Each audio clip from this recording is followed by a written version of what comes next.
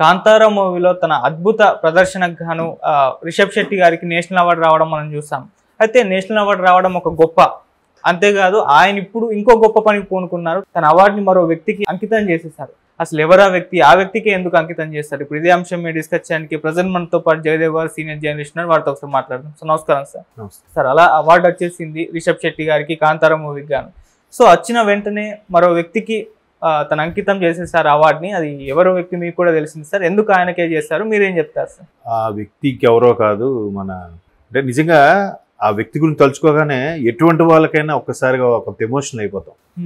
Kannada super star, అప్పు అప్పు అని పిలుచుకుంటారు అందరూ, పునీత్ రాజ్ కుమార్. సో అసలు ఆయనకి ఎంత ఇమేజ్ ఉందో చెప్పలేమండి. అంటే లైక్ పవన్ కళ్యాణ్ గారు అనుకోవచ్చు మన దగ్గర, ఎందుకంటే ఇమేజ్ దాన్ హ్యుమానిటీ. అంటే మేబీ హ్యుమానిటీ దాన్ ఇమేజ్, ఎలా వాట్ ఎవర్ ఎలాగనుకోండి.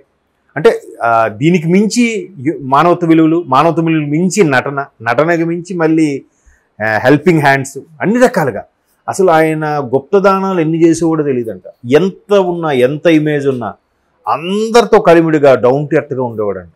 పైగా తండ్రి ఒక సూపర్ స్టార్, కన్నడ కంఠీరవ రాజ్ కుమార్. ఆయన రాజ్ కుమార్ గారు ముద్దుల తనయుడు. ముగ్గురు కుమారుల్లో పెద్దోడు మళ్ళీ శివరాజ్ కుమార్ సూపర్ స్టార్ అప్పటికే. మళ్ళీ ఈయన వచ్చి అసలు ఇంకో రికార్డు ఏంటంటే కన్నడ ఇండస్ట్రీలోనే రికార్డు ఇంకెవరికి లేదంట. వరుసగా 10 సూపర్ హిట్లు అంట. చూడడానికి నేను కూడా ఓపెన్గా చెప్తున్నా, మనిషి పెద్ద ఆజానుభావుడు కాదు. మన దగ్గర హీరోలాగా, కొంతమంది హీరోలాగే అంటాడు. ఫేస్ చూసినా కూడా అబ్బా ఏమున్నాడు రా హ్యాండ్సమ్ అనుకునే పర్సన్ కాదు. కానీ body language, dance, fights, comedy, ఏది కూడా అసలు నిజంగా ఒక సినిమా అండి, ఏదో సినిమా మన తెలుగులో యావరేజ్గా ఆయన సినిమాని అక్కడ రీమేక్ చేశారు. సమ్ పోలీస్ క్యారెక్టర్ ఏదో, నాకు గుర్తు రావట్లేదు. అది అక్కడ ఆయన ఆ సినిమా నేను కన్నడం చూస్తే, అది కూడా మా కజిన్ ఎవరో చెప్పి చూశాను. అసలు ఇక్కడ తెలుగులో చేసి యావరేజ్ అనిపించుకున్న సినిమాని ఆయన పోలీస్ క్యారెక్టర్ కన్నడంలో చేస్తుంది. అరే అక్కడ సూపర్ హిట్టా, ఎందుకైంది సూపర్ హిట్ అని చూసేసరికి ఎలివేషన్స్ అలా ఉన్నాయి. ఈయన పెర్ఫార్మెన్స్ కూడా డైరెక్టర్ ఇలా చెప్తే ఈ రేంజ్లో చేస్తున్నాడు ఆయన. అరే మనిషి చూస్తే మళ్ళీ ఇంతే ఉన్నాడు, ఏంది ఈయన పెర్ఫార్మెన్స్ అన్నట్టుగా అనిపించింది. డ్యాన్సు, దానికంటే జిమ్నాస్టిక్స్ బాడీ, ఎక్సర్సైజ్ బాడీ, ఏదైనా చేస్తే మీరు కొట్టండి ఒకసారి గూగుల్లో కానీ యూట్యూబ్లో కానీ, ఇండియాలో టాప్ 5 డాన్సర్స్ అని కొడితే అందులో ఈయన ఒకడు ఉంటాడు. చూడండి ఆ ఏజ్లో ఆ బాడీ ఫ్లెక్సిబిలిటీ, ఆ పెర్ఫార్మెన్సు అంత ఉన్నా కూడా సాదాసీదాగా ఉంటాడంట. సపరేట్గా కార్వన్లోకి వెళ్ళి కూర్చోడు. నేను ఒక సూపర్ స్టార్ కొడుకు, బై బర్త్ గోల్డెన్ స్పూన్, ఇంకో సూపర్ స్టార్కి తమ్ముడు, ఈయన మళ్ళీ ఇంకో సూపర్ స్టారు. ఇంచుమించు కన్నడ ఇండస్ట్రీలో అందరూ తెలియదు, కొద్దిమంది తెలుసు.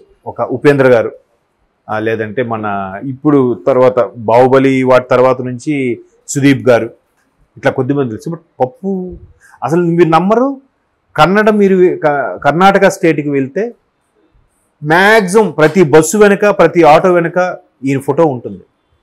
రీసెంట్గా హైదరాబాద్లో కూడా ఒక దగ్గర ఎక్కడో టీ షాప్ దగ్గర చూశాను, పప్పు అని ఆయన ఫోటో పెట్టుకున్నారు. చాలా బాగా అప్పు సారీ అట్లా. అంటే అంత ఇమేజ్ ఉన్న యాక్టర్ సడన్గా ఇప్పుడు అంత ఏజ్లు, పైగా జిమ్ ట్రైనర్స్ ఉంటారు, ఫిజియోథెరపిస్టులు ఉంటారు, డైటీషియన్లు ఉంటారు, వాళ్ళకి ఏది కావాలంటే అది ప్లాన్ చేసుకోవచ్చు. కానీ సడన్గా స్ట్రోక్ రావడం ఏంటి, ఎక్సర్సైజ్ చేస్తున్న బాడీ అంటే చూడండి, మృత్యు ఎప్పుడు ఎవరికి ఎలా వస్తుందో అసలు ఎవరైనా అనుకుంటారా? నేను మొన్న ఎక్కడో చూశాను కూడా, మన గంగూలీ గారికి కూడా స్ట్రోక్ వచ్చిందండి కదా, సౌరవ్ గంగూలీ గారి, మాజీ కెప్టెన్ మాజీ క్రికెటర్ గారికి. ఆయన కూడా అసలు అంత ఫిట్గా ఉండే పర్సన్కి ఆయనకి స్ట్రోక్ రావడం ఏంటి అనుకున్నాను కూడా. అలాగే ఈయనకి కూడా రావడం, హాస్పిటల్కి చేరే లోపే చనిపోవడం, ఇంత విత్ ఇన్ ది సెకండ్స్. అసలు మీరు నమ్మరు ఎంతమంది గుండెలు పగిలిపోయారు. సో అంత ఇండస్ట్రీ అంతా కూడా, మీరు ఆయన చనిపోయిన తర్వాత మ్యాక్సిమం కన్నడలో రిలీజ్ అయిన ప్రతి సినిమా కూడా సూపర్ స్టార్ పునీత్ రాజ్ కుమార్ బ్రాకెట్లో అప్పు అని రాసి ఆయనకి నివాళులు అర్పిస్తూనే, ఈవెన్ కాంతారాలో కూడా స్టార్టింగ్ టైటిల్స్లో వేస్తారు, మీరు చూసారు. అంటే అంత హీరోలకే అభిమానించే హీరోగా మారిపోయాడు ఆయన. కన్నడలో అసలు నిజంగా బెంగళూరులో కానీ ఈ రెంట్ సిస్టమ్ ఇవన్నీ కూడా చాలా వరకు రాజ్ కుమార్ గారు పెట్టినవేనంట అవి. ఆయన తండ్రి కన్నడ కంఠీరావు ఎలక్షన్స్లో కూడా ఎవరికి సపోర్ట్ చేస్తే వాళ్ళే గెలిచేవారంట. అంత ఫ్యాన్ ఫాలోయింగ్, అంత చరిష్మా ఉన్న ఒక హీరో రాజ్ కుమార్ గారు, వాళ్ళ అబ్బాయి అయిన. సో వీళ్ళకు అంత ఇదైనప్పుడు మరొకలాంటి ఎంత ఈజీగా ఉంటారు, అట్లా ఉండేవారు కాదండి. అది చిన్న డైరెక్టర్ అయినా చిన్న ప్రొడ్యూసర్ అయినా వాళ్ళు ఏం చెప్పారు, వాళ్ళు ఆ సినిమా ఎట్లా చేయాలి, సో దాన్ని చేసింది ఎలివేట్ చేసి చేసుకునేవారు. అందుకే అందరికీ హీరోలకు కూడా అప్పు అంటే ఒక ఫ్యాన్, ఆ హీరోలు కూడా మళ్ళీ ఫ్యాన్ అయిపోయారంట. సో అందుకు మేబీ రిషబ్ శెట్టి అతనికి అంకితం ఇవ్వడం అనేది చాలా అద్భుతం.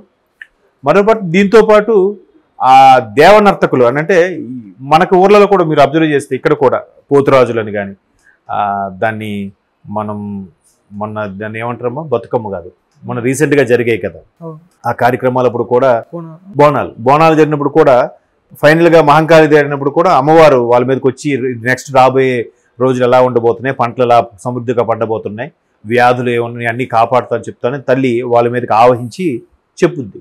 సో అట్లాంటి వాళ్ళని దేవనర్తకులు అంటారు. అటువంటి దేవనర్తకులందరికీ కూడా అంకితం అన్నట్టుగా చెప్పాడు. ఎందుకంటే ఈయన కాంతార అడవుల్లో ఉండే ఒక అమ్మవారిది తీసుకొని, వరహ రూపంతో ఉండే ఒక అమ్మవారి తాలూకా కాన్సెప్ట్ని తీసుకొని స్టోరీగా మలుచుకొని తీశారు. సో ఈయన కూడా ఎలా ఆ అమ్మవారిని గెటప్ ఎలా వేస్తారు, ఎట్లా చేస్తారు, దాన్ని చేసినప్పుడు ఎంత నిష్టగా ఉండాలి, అవన్నీ కూడా ఫాలో అయ్యి చేశాడు. మేబీ ఆ అమ్మవారి దయ వల్లేమో సినిమా సూపర్ హిట్ అయింది. చిన్న సినిమా అనుకుని తెలుగులో కూడా బ్లాక్ బాస్టర్ అయిపోయింది కదా. చిన్న సినిమా అనుకున్నది అంత బ్లాక్ బాస్టర్ అవుతుంది ఎవరు అనుకోలేదు. నేషనల్ వైడ్ హిట్ అయిపోయింది. పైగా దానికి బెస్ట్ యాక్టర్గా అవార్డు రావడం, దాన్ని అటువంటి కాంతారా లాంటి అమ్మవారి వరహ అమ్మవారిని ఎవరైతే ఆ వేషం వేసుకొని అమ్మవారి నర్తన చేస్తారో అటువంటి వాళ్ళకి, అలాగే అప్పు గారు పునీత్ రాజ్ కుమార్ గారికి అంకితం ఇవ్వడం అనేది నాకైతే చాలా ఇలా గుర్తుపెట్టుకునే వాళ్ళు కూడా ఉంటారా అనిపించింది. Very impressive. రిషబ్ శెట్టి గారి తీసుకున్న డెసిషన్ కూడా చాలా బాగా అనిపించింది. అఫ్ కోర్స్ క్లైమాక్స్ అయితే విశ్వరూపం, లాస్ట్ పావు గంట హైలైట్ ఉంటుంది సినిమాకి. సో ఏదైతే క్రెడిట్ వచ్చిందో ఆ క్రెడిట్ వాళ్ళకి ఇవ్వడం అనేది కూడా గొప్ప విషయమే కదా.